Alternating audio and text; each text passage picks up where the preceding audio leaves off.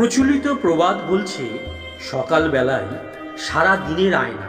সকালের সূত্রপাত শুভ হলে সারা দিন ভালো কাটবে। কিভাবে শুরু করবেন সকালটা? ঘুম থেকে ওঠার পর কি কি আচরণ করবেন, আসুন জেনে নিন। সকালে উঠে বিছানা ত্যাগ করার পূর্বে 2 মিনিটের জন্য সহজ আসনে বসবেন। তারপরে ওম ধ্যান করুন, অর্থাৎ চোখ বন্ধ করে বারংবার ওম ধ্বনি উচ্চারণ করতে থাকুন। তারপরে বিছানা ত্যাগ করে যেখানে উদিত সূর্যের কিরণ সরাসরি আসছে সেখানে 2 মিনিট গিয়ে দাঁড়িয়ে থাকুন, যাতে সূর্যের কিরণ আপনার শরীরের ওপর পড়ে।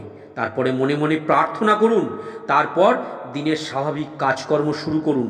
এই ছোট্ট 2টি নিত্য কর্মাভ্যাস আপনার জীবনে আমূল পরিবর্তন আনতে পারে।